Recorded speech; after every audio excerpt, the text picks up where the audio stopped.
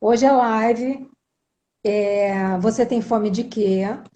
É, com a Tereza Nazar. Já vou falar do livro aqui. Que volta hoje, depois de 4 meses, né, Tereza? Muito tempo, Tereza Palazzo Nazar. verdade. E o que que acontece? Você esteve aqui 13 de abril e você vê como é interessante, assim, que nós continuamos na pandemia, mas o cenário é completamente outro, né? Verdade, Não verdade. é? É verdade. Eu estava lembrando, assim, eu fui lá dar uma olhada, o que que nós falamos e tal, é outro cenário completamente diferente.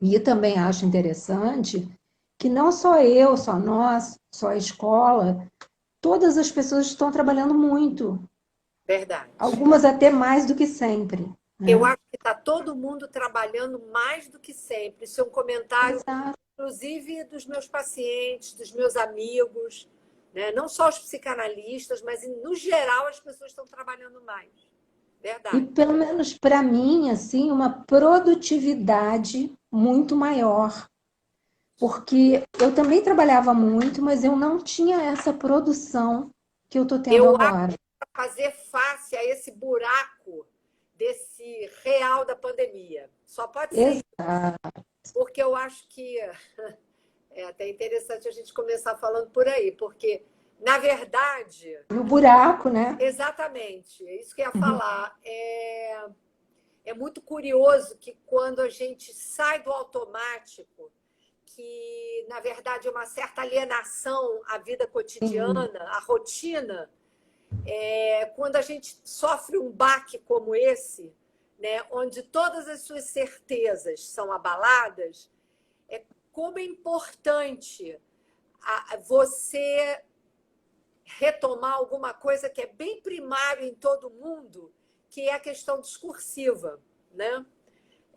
A importância de você falar, de você ser escutado, de você produzir discurso, na verdade, né?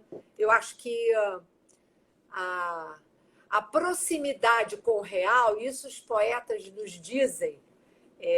Eu te mandei um poema bacana que uma grande amiga minha Bacana. Eu quero mandou ver de se eu leio presente. no final.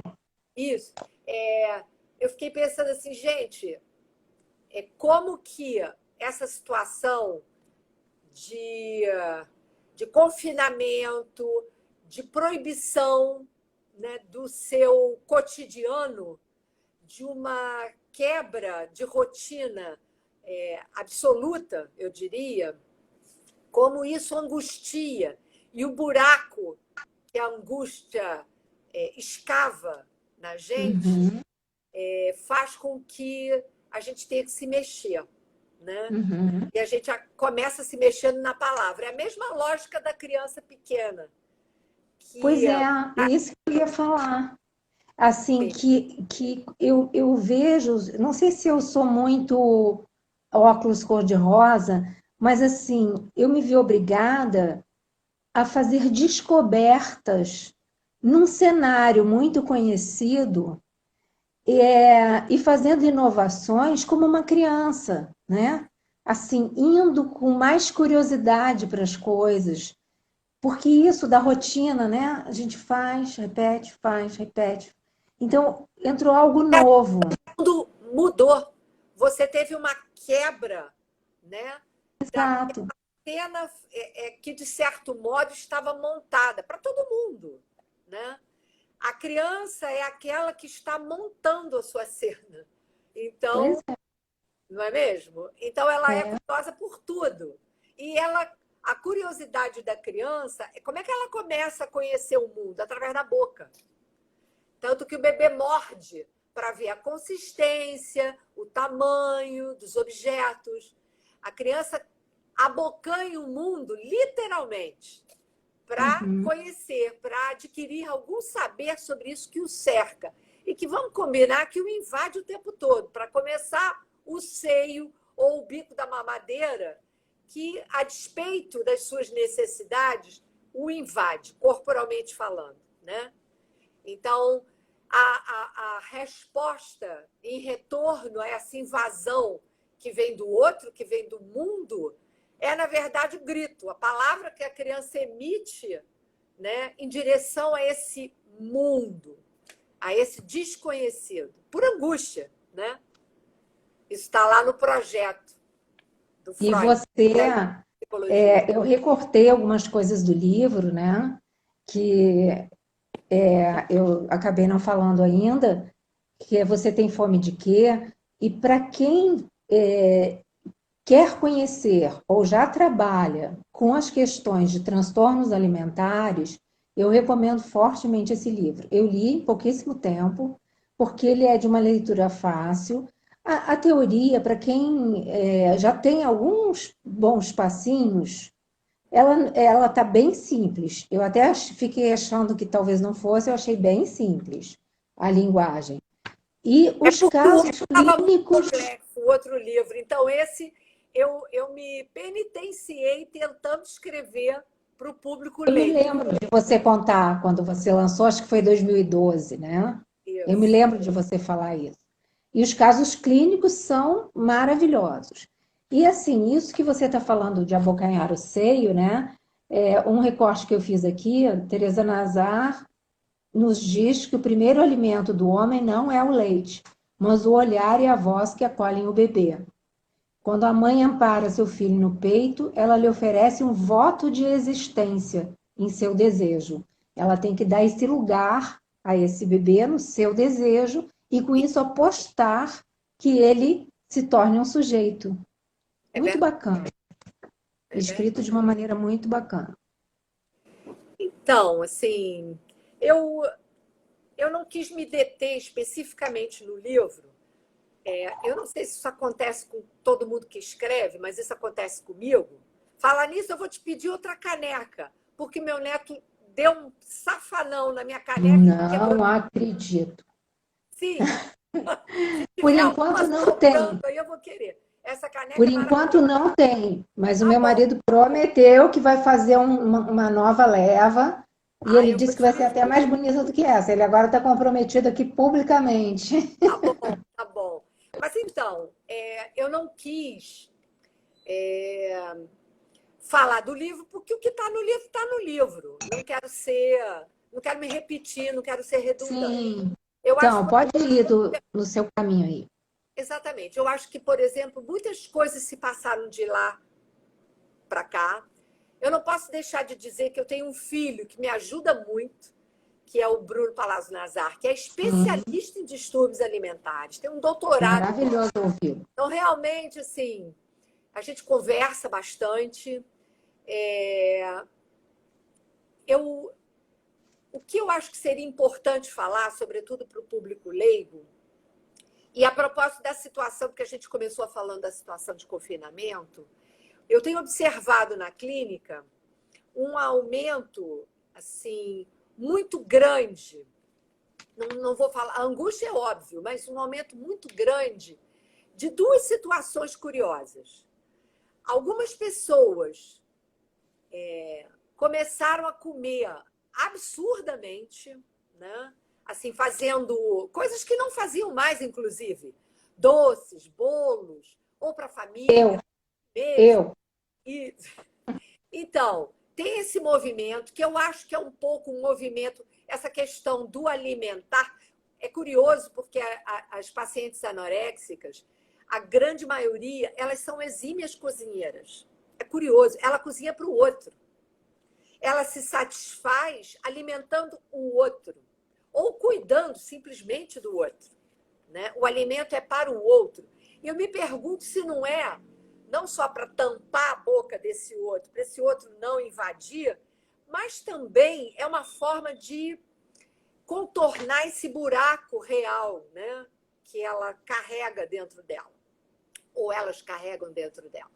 Assim, tem esse movimento e tem um outro movimento muito curioso que eu não posso deixar de falar, que diz respeito aos idosos. A gente, na conversa que a gente teve antes, foi ontem, se não me engano, eu apontei isso para você. Alguns pacientes idosos e alguns parentes de pacientes, né, idosos, portanto, estão tendo problemas de desidratação, de várias carências ao longo desses meses por conta do isolamento. Mas eu diria que é muito mais por conta do estado depressivo que faz com que essas pessoas não tenham vontade de comer, do que realmente porque elas não têm fome ou porque não tem quem as alimente. É uma recusa por um estado depressivo.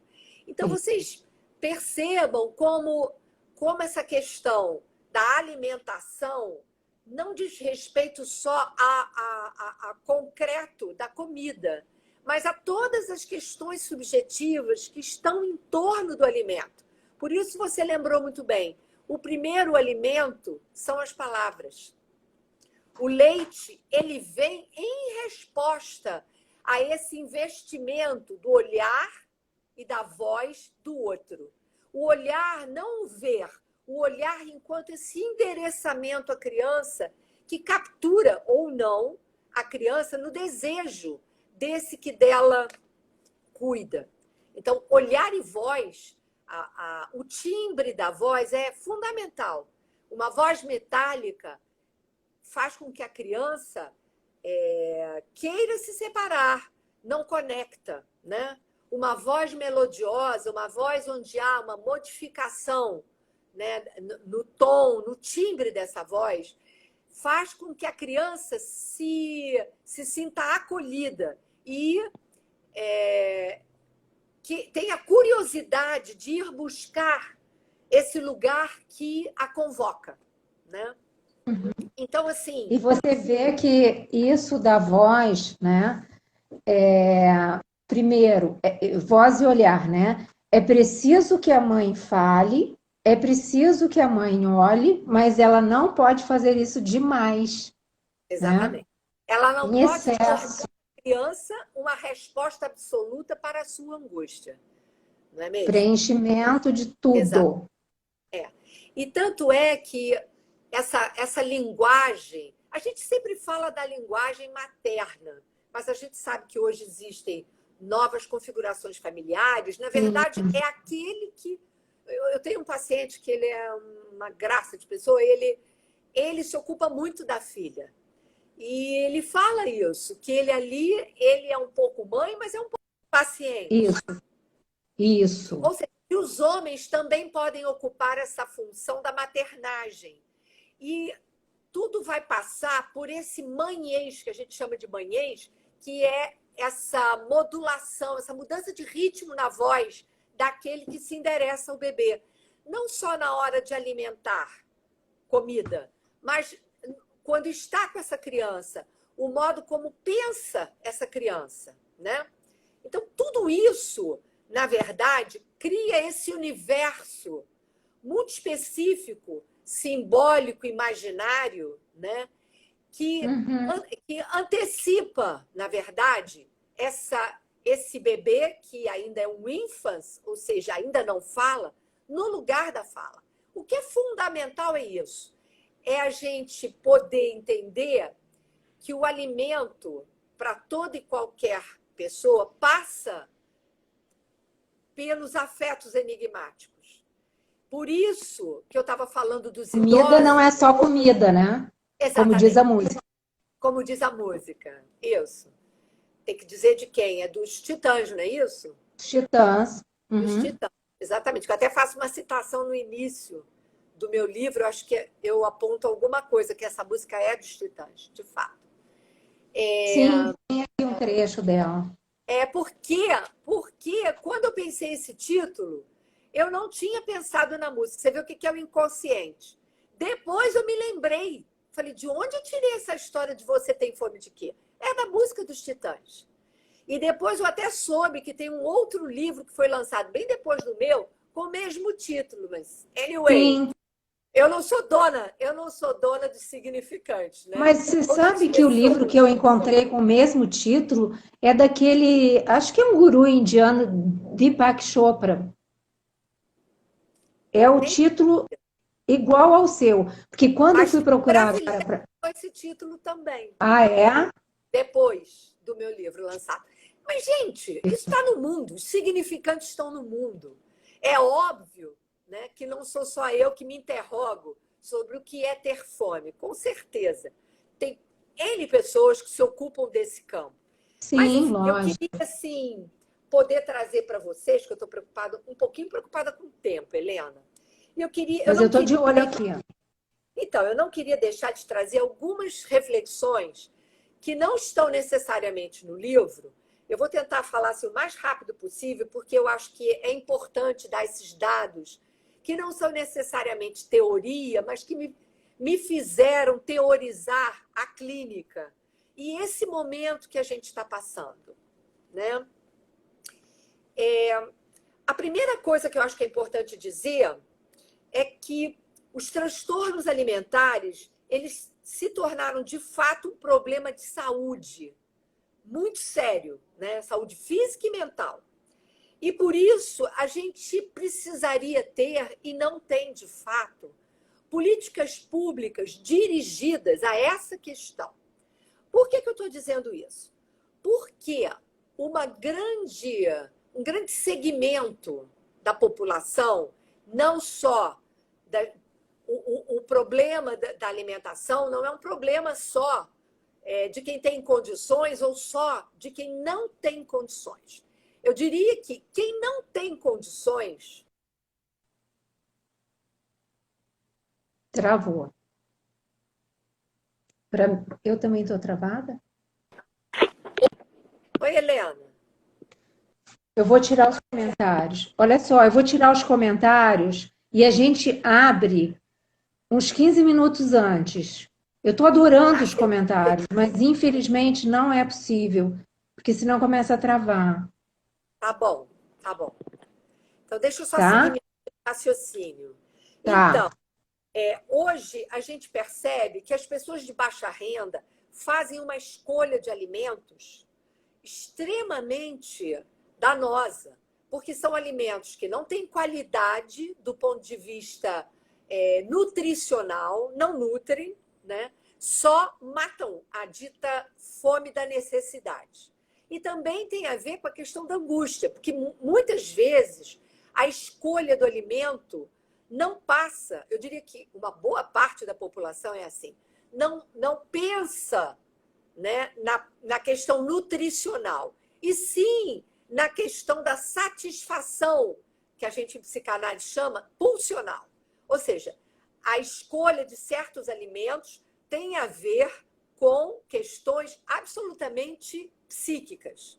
Então, e se estiver de dieta ou estiver no horizonte com a questão da dieta, isso vai ter outras implicações que eu já vou falar, mas eu quero primeiro tocar nesse ponto, porque eu me prometi fazer essa live pensando nesse grande segmento de pessoas que não estão podendo se alimentar de forma adequada, porque não tem dinheiro para comprar comida adequada, né? Come o que dá para comer.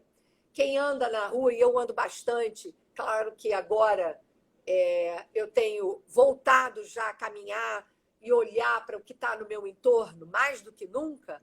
Você vê que as pessoas, né, as pessoas sem condições, as pessoas que moram nas ruas, comem biscoito de plástico.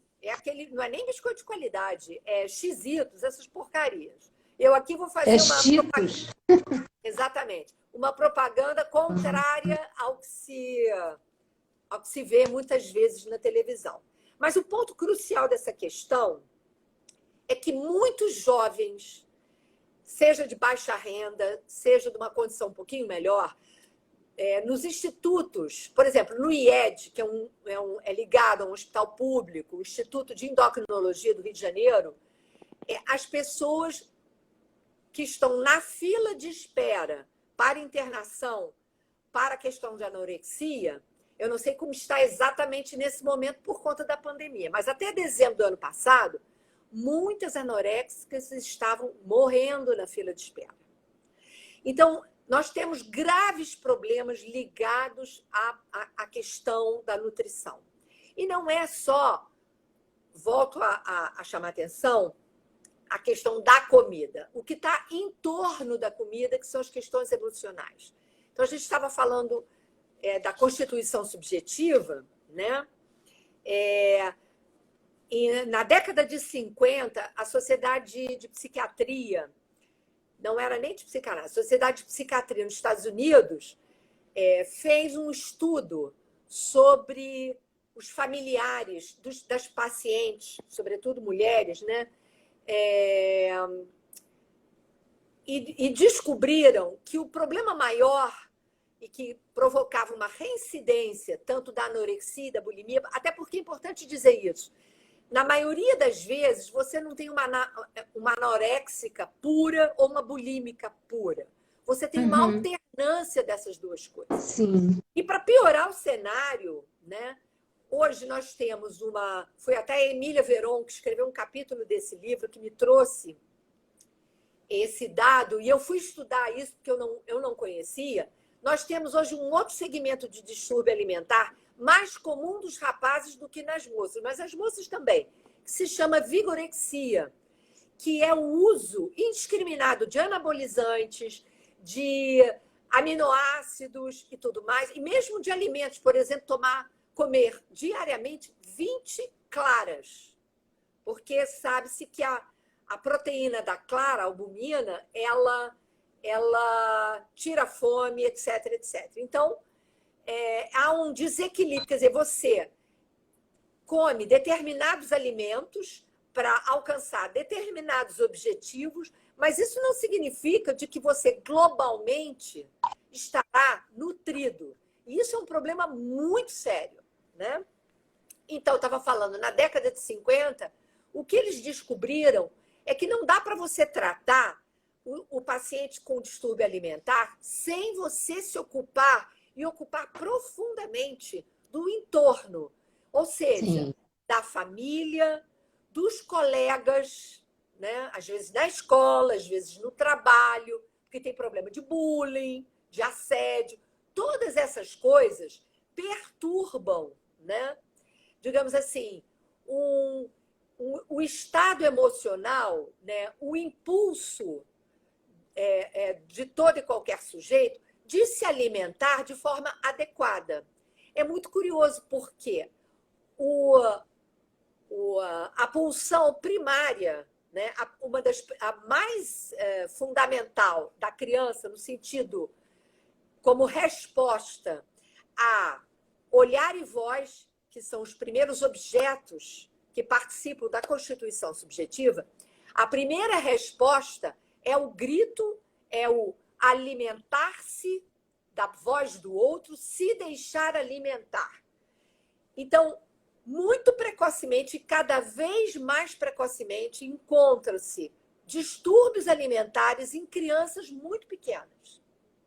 Não vou nem falar dos problemas que possam envolver a esfera do bebê, né? Por razões da subjetividade da mãe, na grande maioria das vezes, que são aqueles problemas do puerpério, mas da infância, adolescência e vida do adulto jovem. Então, e também dos idosos, como eu falei logo no início. Então, tudo se passa por esse orifício primário que é a boca. É muito interessante a gente pensar isso. É claro que existem as outras pulsões, eu nem vou entrar nelas aqui, mas eu queria, então, chamar a atenção para isso, que eles foram encontrar problemas muito sérios do lado das famílias, do lado do entorno, né? Não só as famílias, mas muitas vezes o trabalho, onde o sujeito sofre assédio, bullying, nas escolas, né? Tudo isso perturba as condições necessárias. Diga. Nos casos clínicos que você trouxe aqui no livro, também está bem claro isso, quanto o entorno está totalmente envolvido naquela situação daquele sujeito, né? Sim. Mas eu não muito bacana, assim. Uma coisa importante. Deixa eu só terminar. Eu não coloquei no livro uma coisa muito importante, que se você não trata esse entorno e a família, o sujeito reincide, e às vezes reincide de forma muito grave. Eu não coloquei isso. Mas diga, o que você ia falar? Não, é isso mesmo, que o caso, por exemplo, da menina que ela não conseguia nem falar nada sobre ela, e ela pediu, ela botou como condição que ela não falaria sobre esse problema para ficar em análise com você. Isso. Você concordou, até porque era a única maneira dela ficar ali, e a gente tem que escutar isso, né? Até o momento em que você captou um significante nada, né? E aí, com o tempo, surgiu a história do pai que disse para ela: não tenho nada com a sua mãe, né? Não tenho nada, ou nunca tive nada com a sua mãe, uma coisa assim, nada. Aquele nada para ela, ela não era fruto do amor, foi a maneira como ela. E isso é muito importante, né? Eu vejo como as crianças perguntam, principalmente de pais separados, mas os meus pais se amavam quando me tiveram? Elas perguntam isso, perguntam diretamente. Sim, Crianças, sim, né? sim, Bom, sim. mas pode avançar. Você Não, tem uns minutos ainda. eu tenho, eu tenho. Não, eu queria falar alguma coisa que, assim, que também eu acho que é bastante importante, é que nós psicanalistas temos que nos disciplinar, e eu não vou falar isso só, eu me sinto bem à vontade para falar. Eu acho que nós temos que nos disciplinar no sentido de convocar outros campos de saber e, de fato, abrir espaço para escutar profissionais de outras áreas. Por quê? Por Sim, exemplo, nos distúrbios alimentares, não dá para você tratar só com psicanálise. Também não dá para você tratar só a parte nutricional. Também não dá para você tratar só a parte psiquiátrica. Você tem que ter um conjunto. Tudo isso tem que estar afinado, igual uma orquestra. Senão não tem música. Definitivamente. E por isso, né, eu acho assim, eu tenho que trazer alguns elementos. Eu prometia que eu ia trazer para os meus colegas médicos, não só psiquiatras, tá?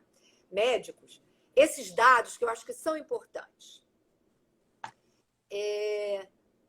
A Associação de Psiquiatria publicou, em 2013, na 5ª edição do Manual Diagnóstico e Estatístico de Transtornos Mentais, o famigerado DSM-5, e a 11ª edição da Classificação Internacional de Doenças, que é o chamado CID-11, publicada em 2018, uma série de critérios diagnósticos, né? A bulimia nervosa, a anorexia nervosa, o transtorno de compulsão alimentar, TCA, como eles colocam separado. Não quer dizer que os outros não tenham, mas eles estão dizendo que há já uma certa especificidade aí, que a gente precisa tentar. Eles não falaram da vigorexia. Quem está falando sou eu, porque isso é uma coisa que tem chegado no meu consultório cada vez sim, mais. Por quê? Por conta das mídias, e é esse o problema. Claro que a gente não vai colocar culpa em ninguém, mas eu acho que é uma questão de responsabilidade de todos os profissionais poderem, por exemplo, um professor numa academia, né? Não cabe a ele sugerir que o sujeito tome aminoácidos, que o sujeito coma assim o assado. Não. O que ele deve fazer, se ele percebe que existe, é uma questão de sensibilidade, não precisa nem fazer análise, percebe que existe ali uma questão, né, muito complexa em torno da alimentação e da imagem que esse sujeito tem do seu próprio corpo, e encaminhar esse sujeito para pode ser só um psicanalista, mas pode acontecer de não ser suficiente. Então, você tem que ter um psicanalista, um psiquiatra e um nutricionista, ou um nutrólogo. Nossa querida Emília Veron é nutróloga, uma excelente nutróloga. Então, assim, eu acho que nós temos que ter sensibilidade, eu estou falando do professor de academia, né? De perceber que aquilo que é uma coisa idealizada na cabeça da gente, talvez não sirva para aquele sujeito. Aquilo que ele percebe nos modelos oferecidos pela contemporaneidade, de imagens, né, da atriz fulana de tal, da manequim fulana de tal, às vezes o corpo daquele sujeito não se adequa àquela imagem que ele tem de alguém que ele idealiza, não é mesmo? Então, é impossível, ele pode emagrecer o tanto que ele quiser, que não vai chegar ali. E ele ainda coloca em sério risco a saúde, porque certas medicações podem provocar câncer e levar esses sujeitos à morte. Certas alimentações equivocadas, também é importante dizer isso, o sujeito come determinados alimentos para não sentir fome, mas numa quantidade muito reduzida e fazem jejuns prolongados às vezes, e esses alimentos não têm todos os nutrientes necessários para que esse sujeito sobreviva. Então, já aconteceu várias vezes. Eu tive uma paciente, felizmente uma, que quando chegou para mim, ela já tinha tido bradicardia, ela tinha tido parada cardíaca e tinha sido internada, né? Teve que fazer recuperação lá quando deu entrada no hospital, porque ela teve uma parada cardíaca.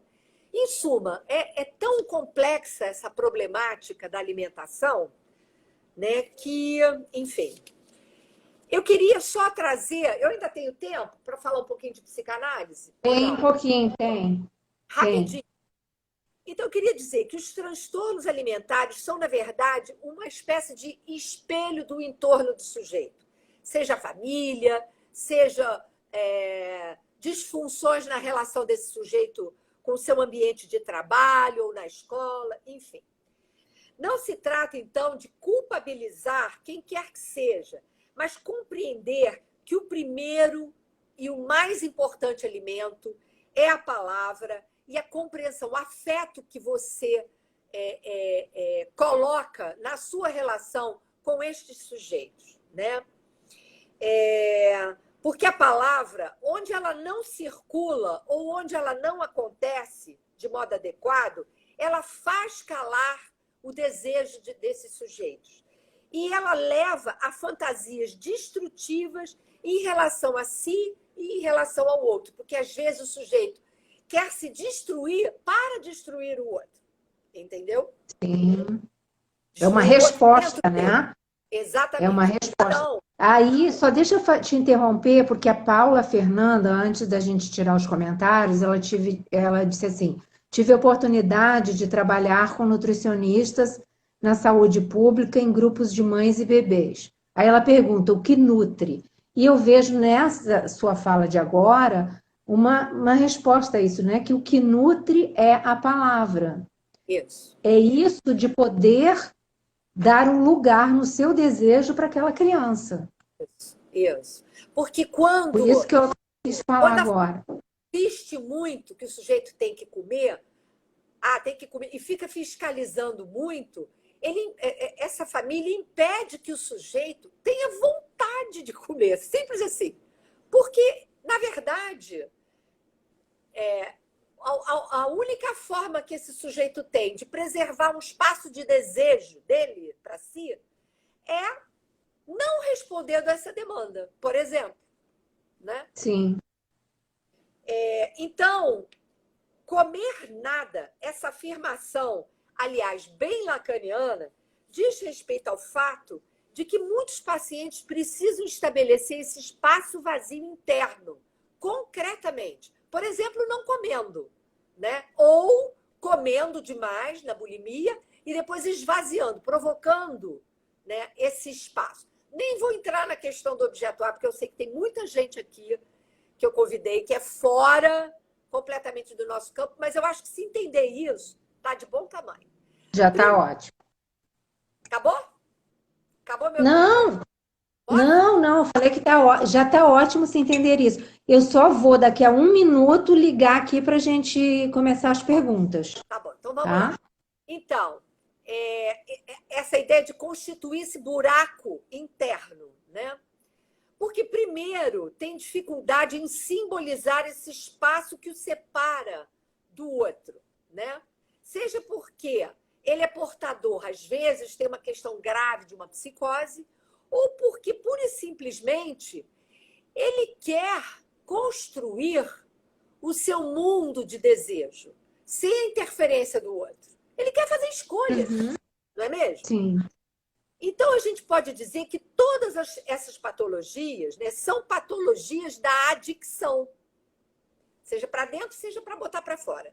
São Sim. da adicção. E aí entra a bebida. A gente sabe que as pessoas... Eu estou falando só de vigorexia, anorexia, bulimia, mas tem a questão da obesidade.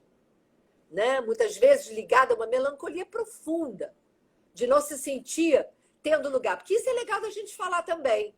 Dar lugar à criança não é se ocupar das necessidades, é reconhecer que aquele pequeno ser tem direito a um universo de desejo.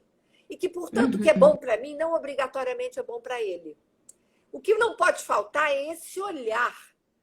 E, às vezes, esse olhar está desviado.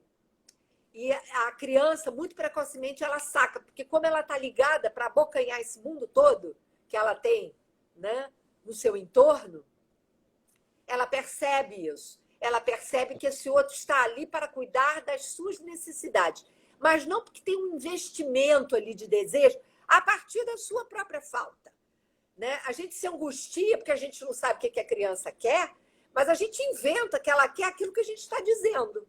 Não é mesmo? Sim. É uma resposta que a gente dá. Então, essas patologias, elas colocam em questão a problemática do ser, que é, na verdade, uma busca impossível de um impossível, porque você jamais vai ser aquela imagem que você idealizou, você jamais vai ser aquilo que seu pai e sua mãe, às vezes, na maior das boas intenções, quer para você. Você só pode ser não sendo. É estranho dizer isso, mas você só pode ser se você aceitar não ser. Eu vou ficar por aqui e vou esperar as perguntas. Eu tinha muita coisa para... Só para terminar, uma frase aqui que eu esqueci, que é legal, que é uma frase que eu coloco. Meu corpo é outro ou dos outros? Muito bom. Tem uma pessoa aqui que perguntou sobre o fono, que é tão importante na UTI. Se entra nesse grupo multidisciplinar. Travou? Oi, tô aqui. Oi. Tô aqui. Tá. Aqui uma pessoa perguntou, Araújo Cal, sobre o fono, se entra nesse grupo de profissionais multidisciplinares. Todos o que esse sujeito necessitar, todos os profissionais. Sim. É difícil a gente falar, eu não privilegio, né, esse em detrimento daquele. Às vezes tem necessidade, sim, sobretudo com os pacientes idosos. Eu quero chamar atenção para isso, é muito importante. A gente só fala de jovens, né? Pois é. Tem muita dificuldade de falar dos idosos. Os idosos perderam, às vezes, até porque eles não se comunicam com as pessoas, são muito silenciados e silenciosos, a comissura labial cai. É muito curioso isso. Então, é preciso, sim, um trabalho, né, multidisciplinar. O sujeito começa a não comer e começa a ter dificuldade de deglutir. Porque tudo isso aqui é músculo, né? Deixa eu ver aqui que tem um outro... a Yales Duarte, que, aliás, ela fez vários comentários muito interessantes. Obrigada pela participação, a todos aí que estão participando. Ela perguntou se você pode falar mais sobre essa frase, que é essa frase que você leu aí quando você terminou a sua apresentação. Meu corpo é outro ou dos outros? Isso. Se você pode falar um pouquinho mais. Posso. Porque o corpo... O que me fez formular essa frase? O corpo que eu tenho como um ideal na minha cabeça não é de modo... Oi? Não é de modo algum. É que deu um probleminha aqui, eu tive que virar para ele me ajudar. Não tem problema. Então, o corpo outro é porque é esse corpo de palavras do meu discurso. O sujeito precisa entrar em conexão com ele mesmo, né? E ele só vai fazer isso se ele conseguir dizer, né, de si algo que não seja uma resposta para os outros, né? Sejam esses outros os amigos, as amigas, né? A mídia que exige de mim ser assim o assado, ou mesmo, né, aquilo que, em função disso tudo... Cíntia, quais as possíveis direções de tratamento para essa busca de espaço entre ele e os outros? Eu acho que precisa, volto a dizer, precisa da orientação de uma nutricionista que vai fazer com que esse sujeito reaprenda, né, a escolher os seus alimentos e escolher, né, pensar no que vai comer, né, no valor nutricional. Precisa de um psicanalista para trabalhar essas questões que dizem respeito à relação dele com os outros. Às vezes precisa entrar com medicação, porque a angústia do sujeito, quando ele começa a comer, ou quando ele começa a entrar nessa... a refazer os seus laços sociais, que isso é outra coisa importante. Esses sujeitos, eles se isolam, né? Eles se isolam, eles ficam nesse gozo, né, do comer, não comer. Eu vou fazer mais uma pergunta, esperar um pouquinho que a Tereza retorne aí, que está travando um pouquinho. Alguém tinha perguntado sobre fono? Sim, tem que reaprender a deglutir, porque às vezes fica comendo só alimentos líquidos, então enfraquece toda a musculatura. Eu já tive situações que a pessoa, sobretudo obeso, né, que aí fica mamando leite moça, quando faz a cirurgia, fica mamando leite moça, só quer comer coisas líquidas, achando que não precisa mais comer sólidos, que tá bom, e assim vai se manter magro. Não é por aí. Olha só, 3 pessoas, tá? Adriana, a Yalis e o Salomão querem uma live sobre do não ser para ser. Tá marcado, setembro. Lá Ok? para frente, ok. Lá para frente é porque eu já tenho agenda. Vai ser mais para o final de setembro, eu acho. A Renata Mello também concordou, tá todo mundo concordando. Porque eu já tenho uma agenda completa aí até pelo menos 7 de setembro. Tá bom. Tá? Por Então, enquanto, eu também não posso, estou toda atrapalhada aqui. Tá todo mundo atrapalhado, né? Teve até um comentário antes, no começo da Yalis, ela falou que a pandemia nos impõe uma reestruturação psíquica, traz a aproximação com o real em diversos níveis e às vezes é insuportável, muitas vezes é insuportável. É verdade. No começo foi muito insuportável, né? Agora, assim, com isso que você falou, da gente ter achado uma maneira de pelo menos dar uma borda, um contorno a isso, já melhorou. A Shirley Dávila. Tereza, como você articula a questão do afeto da palavra que alimenta? O afeto da palavra que alimenta. Como você articula? Hã? O afeto na palavra que alimenta. A Shirley. Eu articulo com os afetos enigmáticos. Enigmáticos do ser. Esse que a palavra não consegue abarcar. Ela não é suficiente. Né? Existe um limite. Nem tudo, ou melhor dizendo, não todo é nomeável. Para ser bem lacaniana. Muito legal. A Francine Junqueira disse que conversa de analista é imperdível. Mas isso perdi deve aqui um comentário. Fundamentalmente a você e ao teu marido. Não podemos esquecer. Pois é, ele aqui é importantíssimo. Até ele que fez as canecas, gente. Ele que fez o designzinho. Olha só. Eu prometo que eu não vou deixar meu neto quebrar. Hoje eu já fiquei devendo 3 aí. Oh, meu Deus. Olha só, a Tereza ia comentar algo da angústia no laço social. Quem falou isso foi Raquel, não, é, Raquel falou o seguinte, eu não consigo ver direito aqui. Você Engraçado, consegue? a luz tá ruim a luz aqui. Não sei, a luminosidade minha tá ruim, não tá? Tá escuro? Emília, ai meu Deus.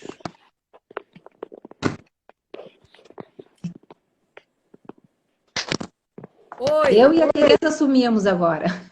Não, eu tô aqui. Eu tô aqui. Oi, não, eu é que sumi também. Maravilhosa, adorei a conversa. Márcia Olthausen, de Santa Catarina, que esteve aqui conosco também, está nos assistindo. A Emília, sempre acrescentando novas formas de ver e escutar. A Rossana, não sei se é Rossana, que é Ros Maurel. Hã? A Rossana.